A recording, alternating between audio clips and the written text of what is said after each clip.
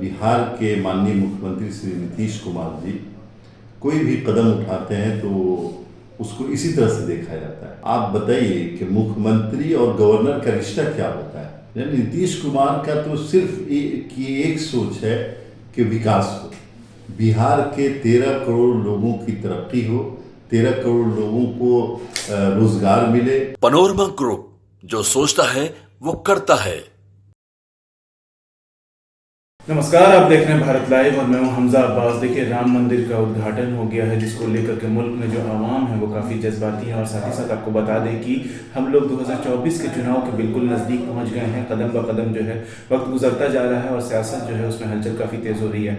बिहार की सियासत में हलचल आई है। आज नीतीश कुमार जो है वो राज्यपाल के पास जाते हैं, 1 घंटा लगभग उनसे मुलाकात करते हैं। उनके साथ उनके मंत्री विजय चौधरी भी मौजूद रहते हैं, जिसको लेकर के कयास अब ये लगाए जा रहे हैं और कहा यह जा रहा है कि बिहार में किसी भी वक्त खेला हो सकता है।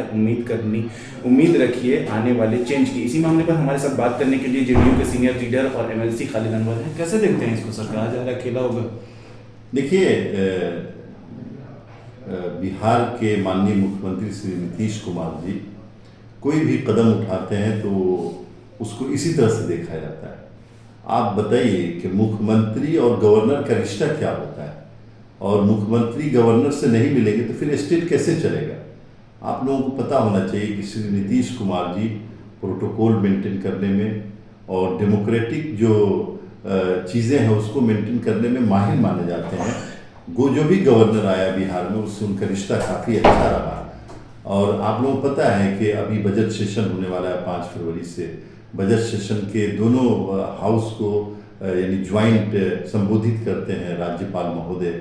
तो उसके लिए कैबिनेट की तरफ से माननीय मुख्यमंत्री जी को उनको न्योता देना होता है। वो न्योता देने के लिए जा सकते हैं। बहुत सारे काम, बहुत सारी चीज़ें होती हैं।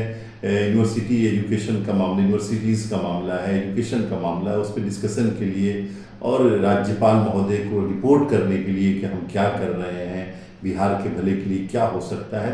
तो मुख्यमंत्री जी का काम है राज्यपाल को रिपोर्ट करना और राज्यपाल को गुड फेथ में लेकर के काम करना। तो ये नीतीश कुमार जी शुरू से करते रहे हैं और जो भी यहाँ राज्यपाल महोदय होते हैं उनसे उनके रिश्ते अच्छे होते हैं। और बिहार का विकास में माननीय मुख्यमंत्री जो बिहार के विकास की रफ्तार तेज कर रहे हैं तो उसमें सभी लोगों की मदद होती है, तभी रफ्तार बढ़ती है। कहा यह जा रहा है कि राम मंदिर का उद्घाटन हुआ है, उसी तरह पर नीतीश कुमार भी अपना माइंडसेट चेंज कर सकते हैं, क्योंकि देखा यह जा रहा है कि आवाम जो है वो अब जो है चेंज चाह रही है और नरेंद्र मोदी का जो ये फैक्टर है, जो राम मंदिर का फैक्टर है, वो कामयाब हो गया। नहीं, क्या माइंडसेट है, क्यों माइंडसेट चेंज होगा।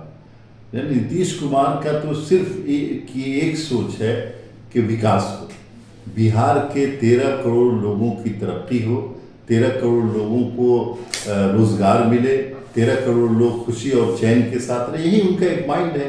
और इसमें अगर अयोध्या में श्री राम प्रतिष्ठान हुआ तो उससे इसका क्या फर्क पड़ेगा। आपको क्या लगता है कि इस प्रतिष्ठान की वजह से भारतीय जनता पार्टी के गुनाहों को लोग भूल जाएंगे। भारतीय जनता पार्टी ने जो गुनाह किया है, किसानों पर जुल्म करके, नौजवानों पे लाठियां चलवा करके, महिलाओं को नंगा करवा करके और हमारी बेटियों बेटों के एजुकेशन पे तरह तरह की चीज़ें थोप करके, तो ऐसे गुनाहों को आप श्री राम के नाम पे अगर छुपाना चाहते हैं तो ये मुश्किल नहीं छुपने वाला है।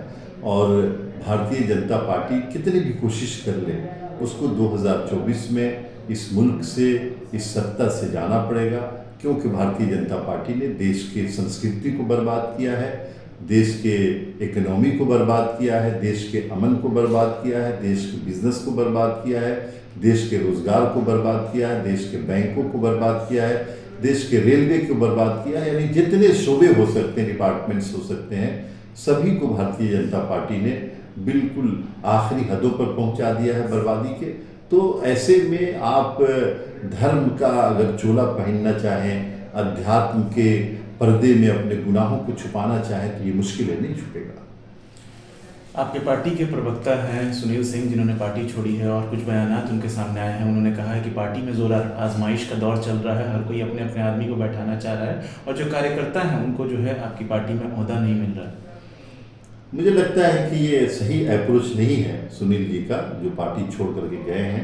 वो जहाँ भी रहें, मेरी शुभकामनाएं हैं उनके साथ। लेकिन जनता दल यूनाइटेड एक नीतीश कुमार जी की पार्टी है और नीतीश कुमार जी लोकतांत्रिक मर्यादाओं में यकीन रखते हैं, न सिर्फ सरकार में बल्कि पार्टी में भी, और सभी जो पार्टी के नेता हैं उनकी बातें सुनते हैं। इस तरह की बात करना कि ये ग्रुप है वो ग्रुप है, ग्रुप कौन सी पार्टी है जिसमें ग्रुप नहीं होता है?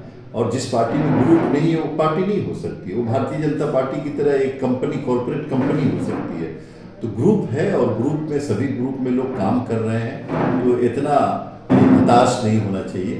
खैर, जहाँ गए हैं वहाँ खुश रहें और उनका ये इल्ज़ाम लगाना मेरे ख्याल से। राहुल गांधी की न्याय यात्रा है, कांग्रेस ने प्रेस कॉन्फ्रेंस करके ये कहा है कि नीतीश कुमार उसमें शरीक होंगे, तो क्या लगता है नीतीश कुमार जाएंगे उसमें? देखिए, कांग्रेस पार्टी के वरिष्ठ नेता श्री राहुल गांधी जी जो भारत जोड़ो न्याय यात्रा पर निकले हैं, ये प्योर इंडियन नेशनल कांग्रेस की यात्रा है। और ऐसी यात्रा जिसमें न्याय की बात हो, जिसमें मोहब्बत की बात हो, जोड़ने की बात हो, तो हम लोग ऐसी चीज़ों का स्वागत करते हैं। चूँकि नीतीश कुमार जी ने बिहार का जो समाज बनाया है 20 सालों में, ऐसे ही समाज बनाया है जहाँ आपस में मोहब्बत है, भाईचारा है, न्याय के साथ विकास है। तो ये तो अच्छा है, स्वागत करते हैं। लेकिन जहाँ तक इसकी बात है कि पूर्णिया के 30 तारीख के प्रोग्राम में नीतीश कुमार जी शरीक होंगे नहीं होंगे, पहले कांग्रेस पार्टी को फॉर्मल इन्विटेशन देना चाहिए जनता दल यूनाइटेड के राष्ट्रीय अध्यक्ष नीतीश कुमार जी को। उसके बाद उनके डिसीजन का इंतजार करना चाहिए कि वो आते हैं या नहीं आते हैं। बगैर इन्विटेशन दिए हुए ऐलान कर देना मेरे ख्याल से मुनासिब तो नहीं है।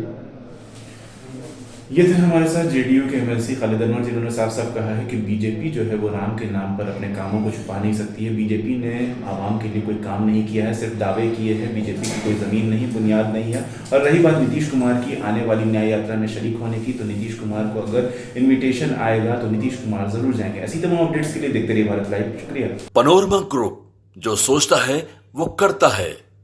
अगर ये वीडियो पसंद आई और वह बिहार के राजनीति और बिहारियत से सरोकार रखेनी तो सब्सक्राइब बटन दबा के चैनल के सब्सक्राइब कर ली।